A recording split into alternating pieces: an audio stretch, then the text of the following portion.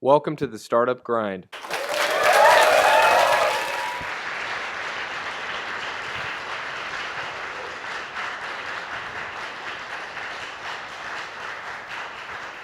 Yay! Okay. So get comfy, relax. You guys ready? Yeah, absolutely. So let's talk about, I'd like to get things started with just like your background. If you could kind of take us where you grew up, kind of your childhood until like maybe like 2012, and then we'll kind of go from there. So I don't know who wants to start, your brother and Great, yeah. sister, if I didn't mention that. Yeah. So Yeah. Hi, I'm Olenka. I'm 21 years old, and my brother Adam is 25, and we grew up in a house in Connecticut where our parents spoke just Polish to us. So they're, like Naomi said, thank you for the introduction. They came here to this country when my sister was very little, so we're actually first generation Americans. And, you know, language barriers really presented some difficulties to us. We didn't really watch TV together. We definitely couldn't go to the movies together. They got left out of a lot of sort of cultural phenomenons that were going on at the time because they couldn't pick up on any of the nuances of what was going on in the TV or movies. So we've been facing these challenges for quite some time. And we grew up in Connecticut. I then went to Hopkins, Johns Hopkins University as a chemical engineer and graduated 2012.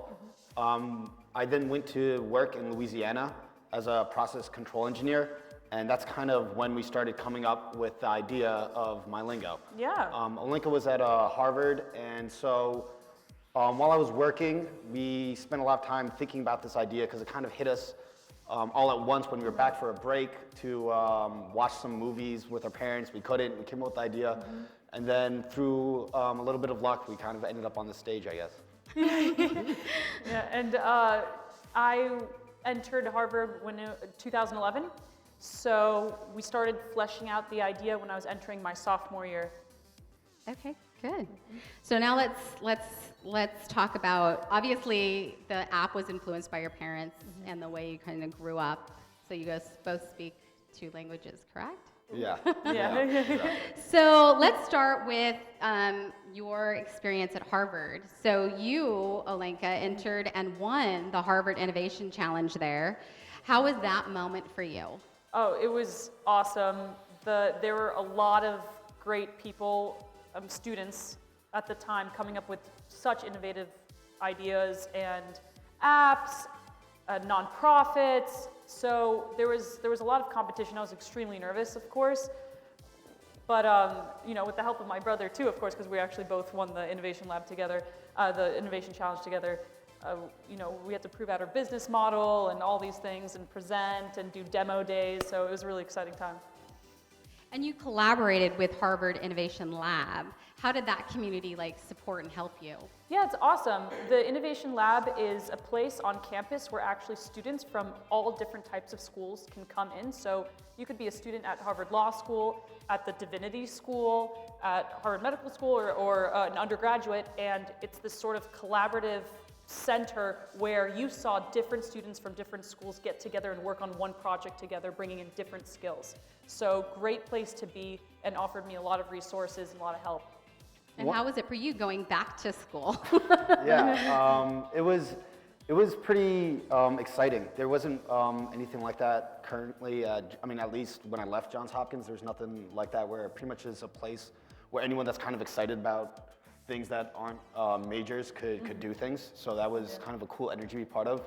And one of the ways that made this kind of feel real and kind of something that was no longer us just talking to ourselves to make us, you know, when you just fantasize about things that you'd want to do but you're never going to do anyway, was the designers we got from the Innovation Lab. You know, once you kind of have a logo, you're like, well, now I have to do this, right? You know, we got a name, we have a logo, we have a mock-up, you know, of a UI design. Can you share a little bit about how you found the person to do your logo? Yeah, so one of the great things at the Innovation Lab is they have this board, this magnetic board, and you put up a sign on the board when you're looking for something. Now, you could be an entrepreneur looking for a graphic designer. You could be a graphic designer looking for an entrepreneur or a startup to collaborate with because you have skills and you want to be part of something new and interesting that's coming up. So on that board that one day, I was about to fill out, hi, I'm an entrepreneur looking for a graphic designer, but I look up and there's already the reverse case. So I contacted those graphic designers. There are 2 students from the Harvard Graduate School of Design, really eager and willing to jump right into a new project, an extracurricular that's different from school. And those are Judy and Håkon, who are very near and dear to our heart, who created the first logo and all of our interface to date. Yeah, well, I don't want to knock everything that's happened after, but there's something about the energy when kind of everyone's doing something together. Like you don't have money, you haven't raised any money yet, you don't have any connections.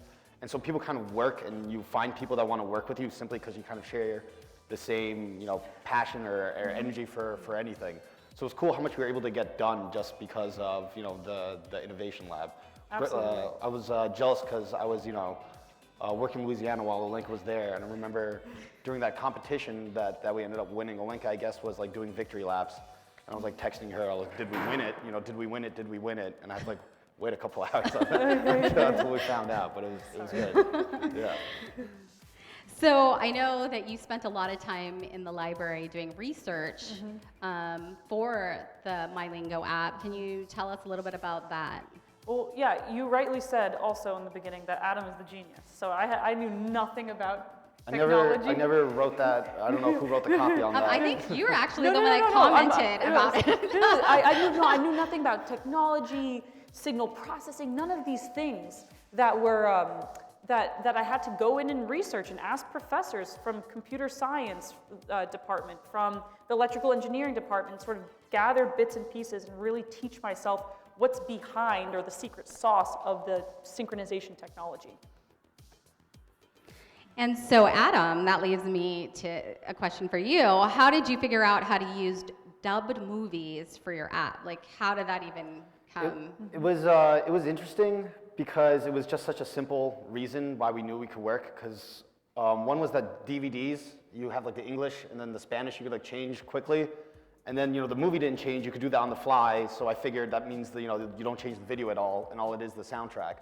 And then it was lucky by kind of doing a lot of cold calling and seeing someone that would find this interesting, we were able to kind of get in touch with this dubbing network that we didn't know existed. We started off with this project to kind of make an easy app to, have people listen to it in Polish. And then we kind of learned about this whole world, like, we got into Hollywood, obviously, and the theaters and the dubbing studios. And that was kind of the first step into realizing that this wasn't going to be, like a 3-week project. This was going to take a little bit, yeah. And how were you able to test the technology for your app? I mean, like you're dealing with theaters and movies and dubbed audios, like how are you even able to It was, in the beginning, it was just random audio, right? Because the key here is that you're synchronizing audio perfectly.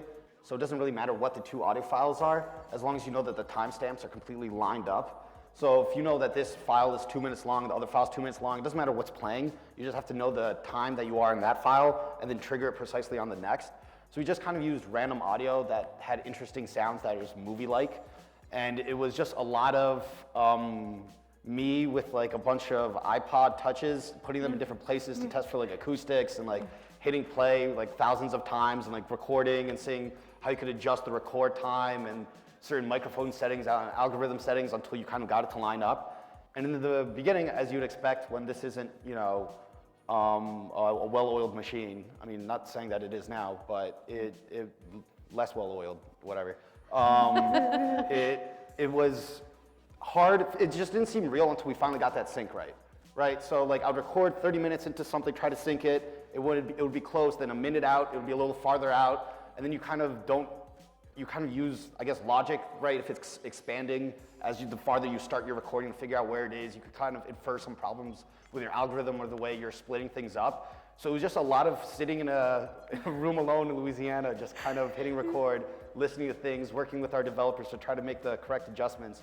And the first time you got it to like line up perfectly and there was like no lag between what you heard the speakers and on the phone, your earphones, it was like, oh yeah, you're like, I mean, at least I was jazzed up for like a week before you kind of realize that you're always excited for your victories for like an hour until you realize how much work there is to be done. Yeah.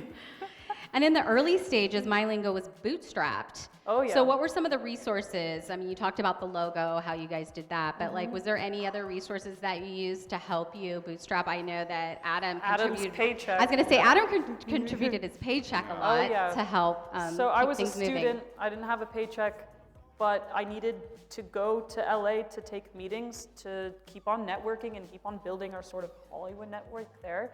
And so Adam paid off his rent and his utilities, and the rest went to Yeah. our development. It was a quick lesson in how easily you could take out credit cards and rack up credit card debt. And it's very, very easy to do.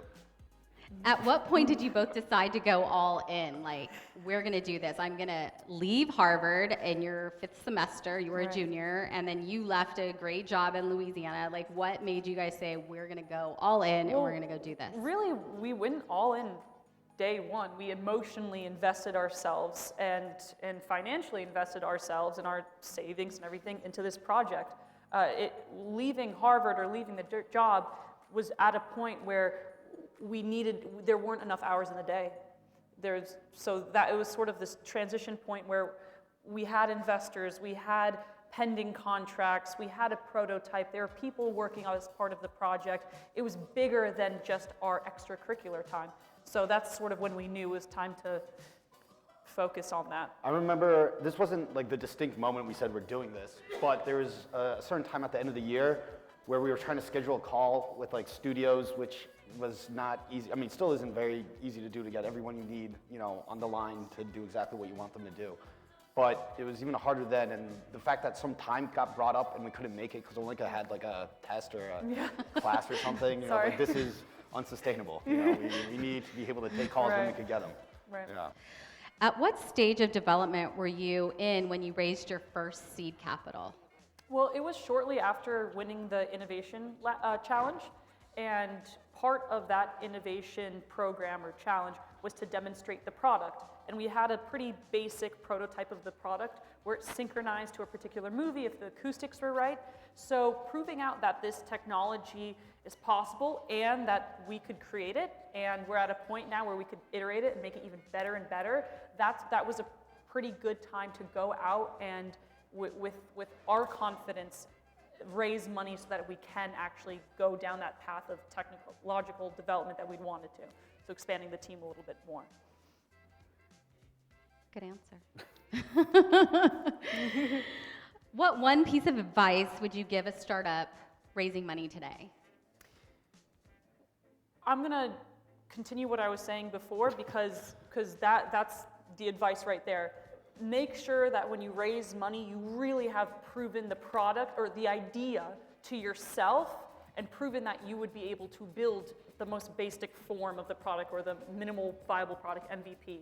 That's when, if you're confident that it's possible and you're confident that you can make it even better, somebody else will be as confident as you, or I'm going to say it's safe to bring somebody else on.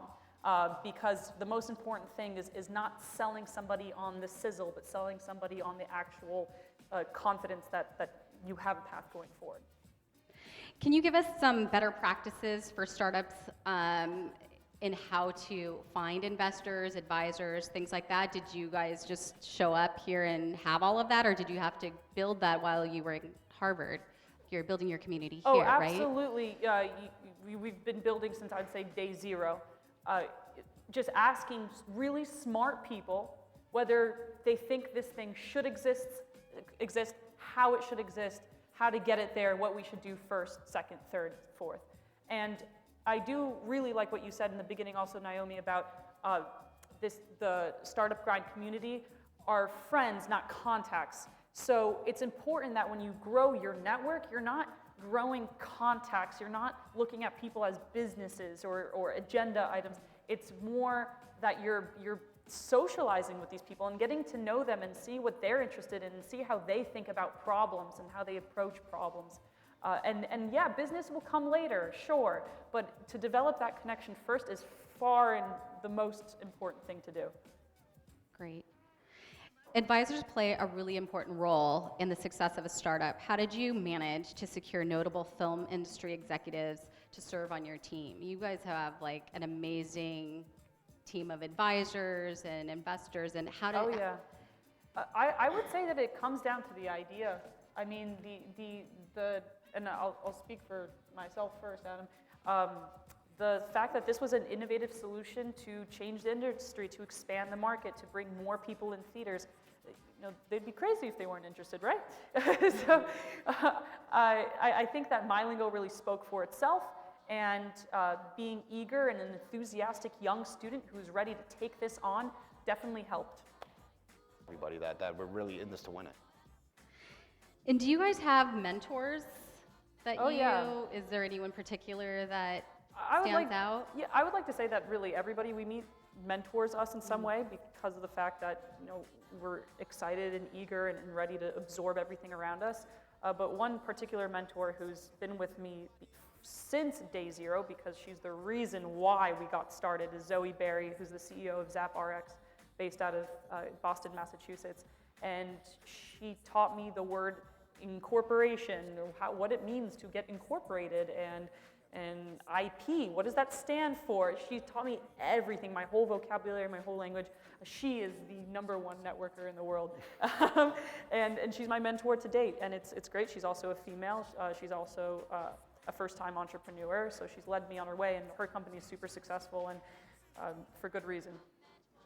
So it appears from the outside that your journey has gone smoothly. Can you share some of the obstacles and what lessons maybe you've learned? That it hasn't gone smoothly. There's a lot of bumps in the road. I like what Adam said earlier about the fact that you sort of, you have to stay emotionally stable throughout different things, because it's a roller coaster. When it goes down, it'll eventually come up, and to be able to not be nearsighted and to sort of stay forward. Yeah, I would say the biggest way to make sure you kind of make it through the other end is be able to be asked questions like yours, by saying it looked like it was stable the whole time. Even if it's going nuts, at least have the facade of everything going very well, because that's usually, perception is everything. That's all anyone sees. So if it's like that company knows what they're doing, and that's a flawless, sailing through Hollywood, and then we like that. That's what it looks like. Yeah, we're glad. It's really, really difficult, but if you keep your wits about you, then you'll be fine. And how will you continue to change or impact the entertainment industry? I would say that it's not just one language, and it's not just going to be in the United States, and it's not maybe even going to be about languages. It could be about alternative content. It's about watching something on the screen and listening to something else that is maybe not coming through those speakers. So what we see is growing the business and the product and putting it places that if you're a traveler in France, but you prefer to watch the movie in German, you'll be able to do that. It won't just be Spanish in the United States. Yeah, it's interesting because we get to see things that I guess isn't as readily available to the public. So it's kind of cool as you see how the, I guess, media distribution works, like new, avenues to do things better. Obviously we're focused on MyLingo right now, but there's a lot to be done. Mm-hmm. Awesome. Do you have a personal mission statement that you live by? Keep grinding, like the startup grind. That's mine. Adam has a way better one. What's yours? I guess mine's kind of simple. It's just do good. I mean, like when you meet people, be nice. If you're gonna run a business, kind of don't be a dick about it. I don't know. I figure I feel very lucky. Not everyone kind of gets all the advantages we did. We got to meet all these interesting people. We get to start a company. So kind of be humble and just keep on trying to put good stuff out there, and hopefully it'll come back. Oh, and what's important is that you're going to surround yourself with a lot of mentors, but you should also be a mentor to some folks. And these very busy people are helping you, but you're so busy you'll help somebody later once your career already takes off. No, you should be already helping people. If you're at day 1 and somebody's at day 0, you've had 24 hours more than them, and you've learned something. So pass it forward or pay it forward. Awesome. Your parents must be very proud of both of you and all of your accomplishments with MyLingo. The last question I have for you tonight is, are there any one quote or word of advice that you feel has helped you on your entrepreneurial journey? The quote, I guess the quote I always use is from Iron Mike Tyson, which is, everyone has a plan until you get punched in the mouth. is most definitely, that is it. And because I like it because one is you just know it's going to go wild, right? But that doesn't mean these boxers aren't like training for months and having an exact game plan. But as soon as you get punched in the mouth, it's going to go nuts. And I mean, who doesn't love Iron Mike, right? So I guess that would be it. I live by that too. Yeah. Well, congratulations on all of your success. Thank you. Thank you. Let's give Olenka and Adam Polak a round of applause.